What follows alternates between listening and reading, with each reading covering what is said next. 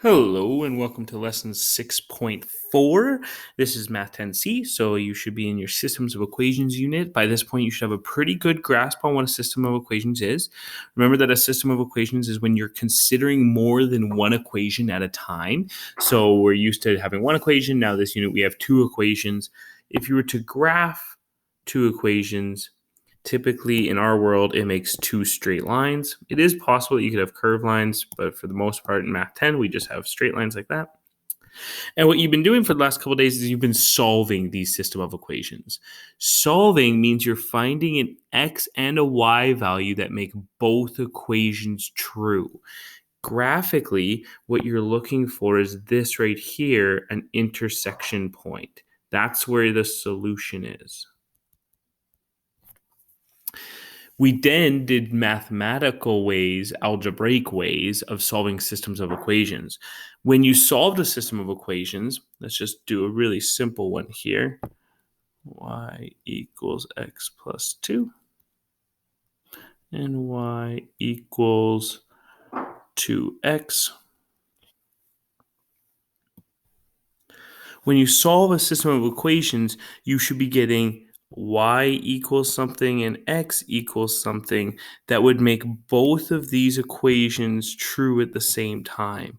So for instance, for this equation, the answer is y equals 4 when x equals 2. And if you looked at both of these equations, if you changed x to be 2, you would end up with y equals 2 plus 2, y equals 2 times 2, and both of those are 4. So you notice that both the x and the y happen for the equations at the same time. The method we used was called substitution in our last lesson. Today we're going to do another method that does this algebraically called elimination. You do need to know how to do both methods, so you'll have to know how to do 6.3 and how to do 6.4. But generally, people pick one method they really like and they try to master that method moving forward in math. So for instance, I really like substitution, so I use substitution for almost any question moving forward in math. Some people really like elimination. It's usually the more popular one. And then people use elimination over and over and over again through the rest of their math time. Okay, let's jump into it. Right here is kind of like instructions on how to do what we're going to do. I'm just going to step through it, and talking about it doesn't usually help. So let's just get into a couple of equations. This one, consider the system of equations. I know this is a system of equations because there's more than one equation being considered at a time. My goal is to solve it. To solve it, I'm going to use elimination. The first thing I want to do is I want to make sure I write the equations one above the other. So I don't want them side by side. I want them one on top of each other. The second thing I want to do is make sure they kind of go in the same order. So if you notice, my x's are lined up, my y's are lined up, my equal signs are lined up, and then I have something on the other side lined up. So I kind of want to try to make it in the same order if possible. Awesome. I have both of those things already done for me. The third thing I want to do is I want to check my x's and I want to check my y's. And I want to see if either of them has the same coefficient. So if you look at my x values, I have 2 and 3. Those are not the same. When I look at my y values, it's 7 and 7. That is the same. That's good. So what we're going to do is we're going to eliminate the y variable by adding or subtracting these two equations to each other. And I'm going to add or subtract the entire equation. The way I decide whether I'm going to add or subtract depends on the variables that were the same. So in this case, I have 7y and negative 7y. If I was to add those two things together, 7 plus negative 7 would cancel out. So I'm going to add both of my equations together. When I'm adding, I just go in kind of a row like this. So I'm going to go 2x plus 3x is 5x. Then I'm going to do positive 7 plus negative 7 is 0. So it cancels out. Then I'm going to put an equal sign in line with where the other equal signs were. And then I'm going to do 13 plus 2 is 15. And what this does is it now gives us an equation with only one letter, right? Look at my new equation. It's 5x equals 15. The y's are gone. They're eliminated. That's why this is called elimination. When you have one equation with one letter, you can solve for that one letter by getting it by itself. So we're going to divide both sides by 5 to get x equals 3. Awesome. That is half your answer. Okay, half my answer is x equals 3. But now I need to figure out what y equals. To do that, I follow the same steps I followed yesterday, and I'm going to take my answer of x equals 3, and I'm going to substitute it back into one of the original equations. I'm going to choose to do the first equation. You could do the second one, and it would do the same thing. So I'm going to go 2 times x, which is 3 in this case, plus 7y equals 13.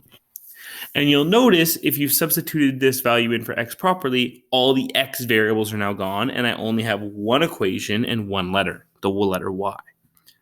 First things first, I need to calculate 6 times 3, or 2 times 3 is 6. So I have 6 plus 7y equals 13. My goal is to solve for y, so I'm going to subtract 6 to the other side. That gives me 7y equals 7. And then I'm going to divide both sides by 7 to get y equals 1, which I can add to my solution over here. My answer is x equals 3, y equals 1. Like that. If I wanted, I could verify my solution to prove that it actually works. I'll do one of the equations really quickly. You should always verify both equations. We've verified the last few lessons, so hopefully you're good at this, and I won't spend much time today doing it. So verify means if you put the values for x and y into an equation, both sides should equal each other. So if I put this in my calculator, 2 times 3 plus 7 times 1, you'll get 13, which equals the other side, which is 13. That's verified. Awesome. That is elimination. Usually people see elimination once or twice. They're really confused. By the third time, it's kind of like, oh, okay, I'm getting the trend here. I know what's going on. Let's try another one.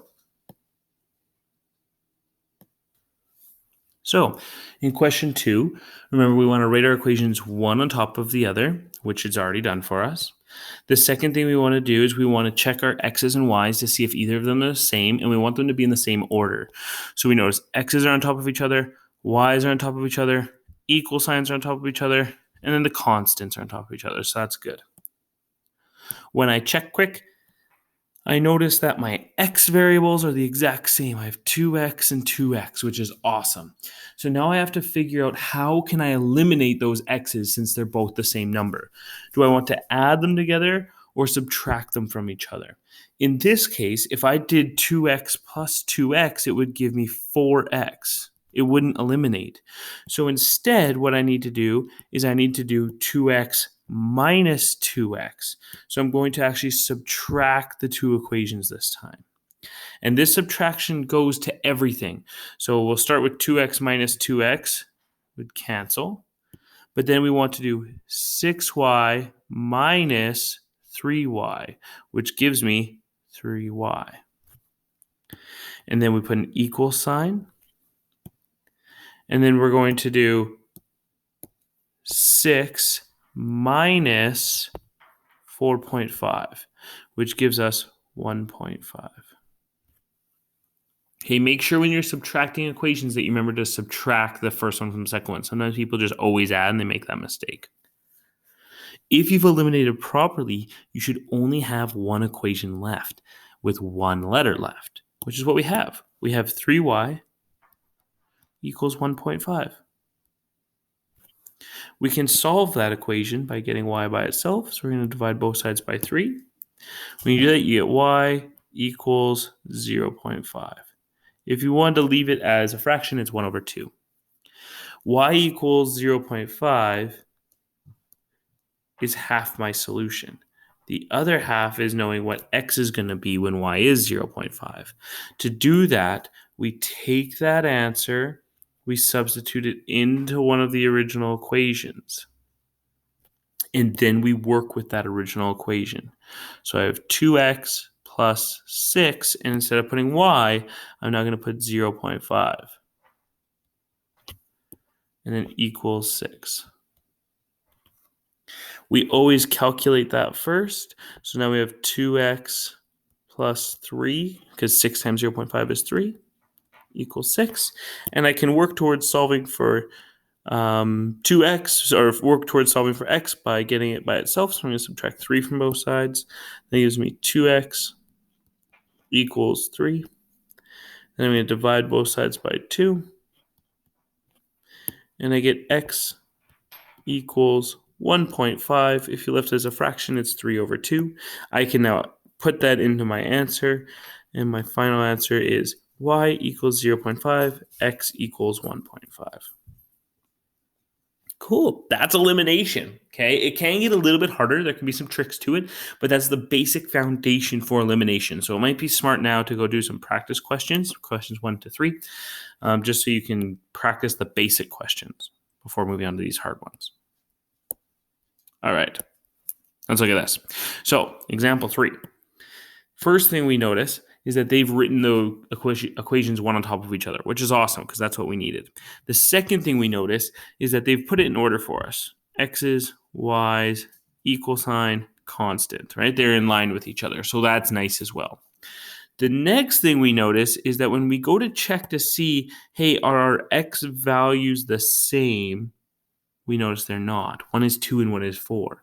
When we go to check if our Y values are the same, we notice they're not. We notice one is 3 and one is 1. So that's not good. This happens usually more often than not when you have to solve with elimination. So the way that you deal with this when neither variable is the same is you make one of them the same. We're going to particularly focus in on the y's. I want to somehow turn both of these coefficients to become the same number. The top one is 3y. The bottom one is an invisible 1y. I'm going to try to turn those into each other by multiplying. So what could I multiply 1 by so that it became 3y? And the answer is 3. If I was to multiply this by 3, it would become 3y. And what you do to one thing in an equation, you have to do to all things in the equation. So I'm going to multiply that entire second equation by 3. And let's see what happens. So my first equation stayed the same. It was 2x plus 3y equals 4. The second equation now, 3 times 4 becomes 12x, minus 3 times 1 becomes 3y, equals 22 times 3 becomes 66. And you'll notice that now I have a basic question like I had before, because now the y variables are the same, which means I can move forward towards eliminating that y variable. Awesome. To decide whether I'm going to add or subtract, I ask myself, what do I need to do to these two things to eliminate them? So if I did plus 3y and then added negative 3y, then they would cancel out. So I'm going to add these two equations together. If I was to subtract, then I would have had 3y minus negative 3y, and minusing a negative makes it 3y plus 3y, which wouldn't work.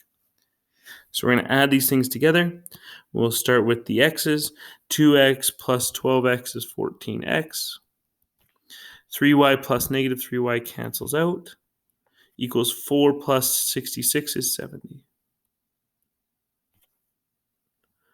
If you do elimination properly, you should be left with one equation, or one letter, and that's what we have. One letter with one equation. The next thing we want to do is get x by itself by dividing both sides by 14. If I do that, 70 divided by 14 tells me that x equals 5. Again, that is only half my answer. The other half is y equals something. To solve for y equals, I need to take that value of x equals 5 and substitute it into an original equation up there. So let's do that. My equation now would be 2. Instead of x, I have 5. And then I have plus 3y equals 4. We always calculate after we substitute. So 2 times 5, we calculate to be 10. So I have 10 plus 3y equals 4, like that. I now have one equation with one variable, so I can subtract 10 from both sides. I'll get 3y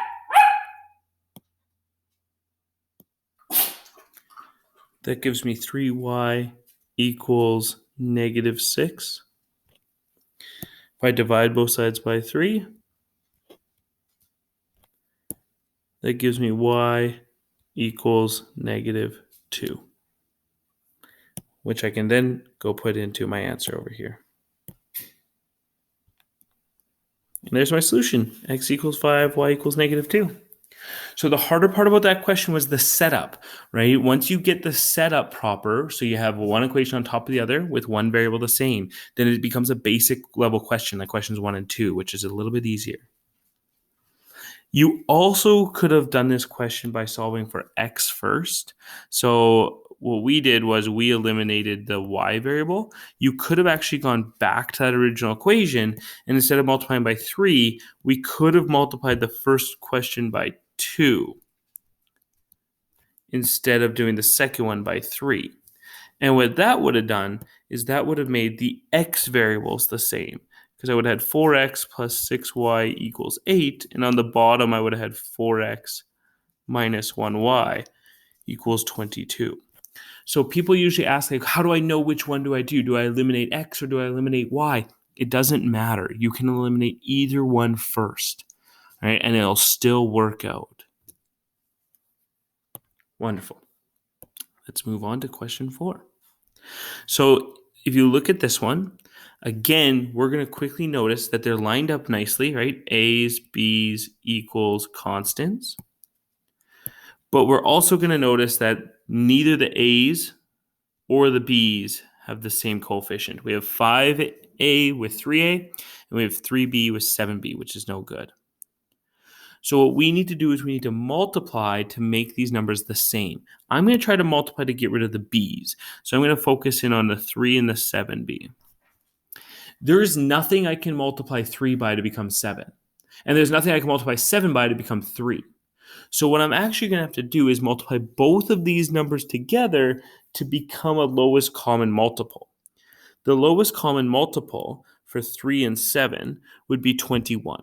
I know that because if I count by 3s, so 3, 6, 9, 12, 15, 18, 21, and I count by 7s, 7, 14, 21, I notice that the first number that they share is 21. So that means I need to try to make both of these numbers become 21. The way I'm going to make 3 become 21 is by multiplying by 7. And what I do to one thing in an equation, I do to all things in an equation. So I multiply everything by 7. On the bottom equation, I'm going to have to multiply everything by 3, because the way 7 becomes 21 is by multiplying by 3. Wonderful. This now gives us the equation. The top one will be 35A plus 21B equals 21. The bottom equation will become 9A minus 21B equals 243, I believe.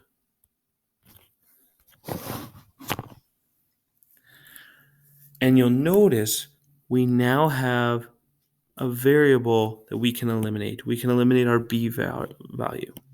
The way we're going to do that this time is by adding, because I have 21 and negative 21. So if I added those together, the B's would be eliminated. On the left-hand side, we'll start with the A's. So 35A plus 9A is going to be 44A. 21B minus 21B is going to cancel out. Equals 21 plus 243 should become 264. If you did elimination properly, you should now have one letter and one equation, which I have. I have 44A equals 264.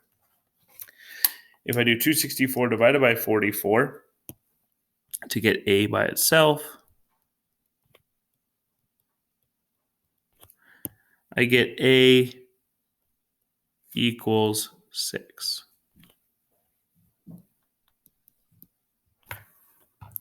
Wonderful. With that answer, I can take that answer. Sorry, I'll do it in green. I can take that answer. I can substitute it into an original equation and start solving that to figure out the other letter, which is B, right? We need to figure out B now. That's 35.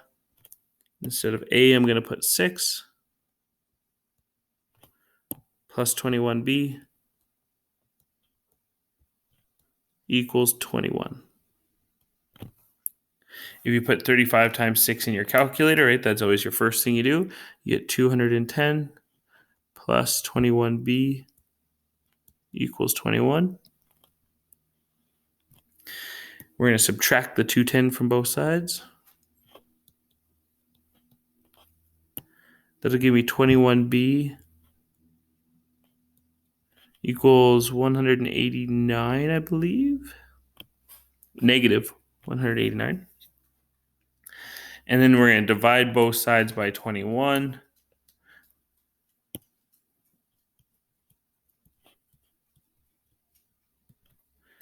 To get B all by itself, and it equals a nice rounded -9. Perfect number, hey? That's always nice.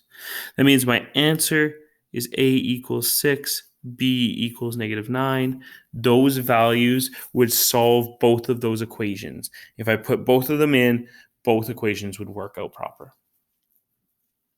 Cool. Again, that's a harder level question because I had to try to multiply by a number for both equations. So that's a little bit harder than example 3. But once you get a variable the same, notice how once I had 21B and 21B, it made my life easy. It just is like, okay, now I just need to follow the steps and life will be good.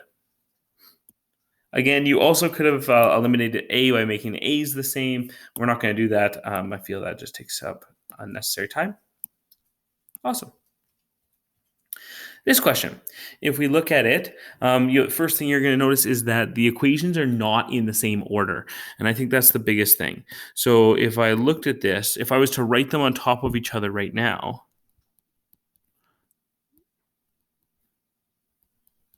the biggest thing you're going to notice is the x's are good. Yep, that's good. But then the equal sign is not good, right? The equal sign's all the way over here. And that's not good for us. We want everything to be in nice, cool order. So what we're going to do is we're going to rearrange one of our equations so that they're in the same order. The equation that I'm going to choose to rearrange is the equation on the left. It doesn't actually matter which one you choose. I'm just choosing that one. So what I need to do is make this left equation look like this right equation. I'll notice that the only thing on the left side of the equal sign is x. So that means I need to move these two things to the other side of the equal sign. The way that I'm going to do that is by adding and subtracting values, right? So if I want to move that 2y and that -13 to the other side, then I need to subtract 2y from both sides. I need to add 13 to both sides so that I get 4x equals -2y plus 13 because those would cancel, and the other side it would just add on. Now I can write these equations one on top of each other. And you'll see that I've gotten my first goal of make sure they look like they're in the same order. It goes x's equals y's constants. You want that same order. It makes your life so much easier when you add and subtract. Wonderful. Now, if I look, I notice quickly my x values are not the same. My y values are not the same. So I need to make one of them the same. For this question, I'm going to choose to make my y values the same. So I have 5y and -2y. The lowest number they both can become is 10. So I'm going to have to multiply the first one by 2 to become 10y, and the second one by 5 This makes my new equation. Oh, I don't have enough space over there. I have, where can I write this? It's going to look organized.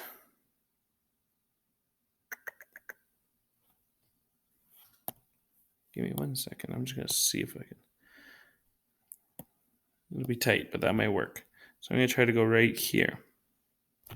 Okay, so this first equation on top, 2 times 3 will become 6x equals 2 times 5 becomes 10y plus 2 times 26 becomes 52. Awesome. The second equation I'll do in blue so it stands out. 4 times 5 is going to become 10x. No, it's not. It's going to become 20x. That could have been bad. Equals negative 2 times 5 is negative 10y plus 13 times 5 becomes plus, did I do 2 times 5? Yeah, I did. 13 times 5 becomes 65. Awesome. And now at that stage, I can choose to add these two things together. If I add these two things together, the 10y's will cancel each other out. And I'll be left with 26x equals 117.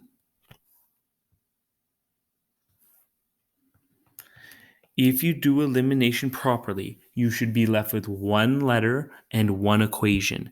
Then you can solve for that one letter by dividing the 26 to the other side. And if you do that, you're going to get x equals 4.5. Remember, this is only half of your answer. A full answer needs an x value and a y value. To get the y value, you take this and you substitute it into one of the original equations. I'm going to choose to substitute it way up here into that x. When I do that, I'm just going to give myself some space to work. I have 6 instead of x. I now have 4.5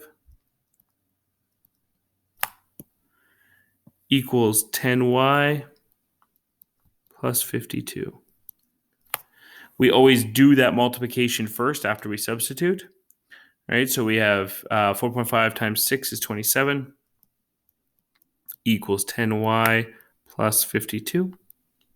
We subtract 52 to the other side. We get negative 25 equals 10y. Then we divide it by 10, and we get negative 2.5 equals y. So that means my answer is x equals 4.5, y equals negative 2.5. Awesome. I'm going a little faster on the algebra because I think that at this point you can always pause and go back and try to relearn the algebra and see what I did.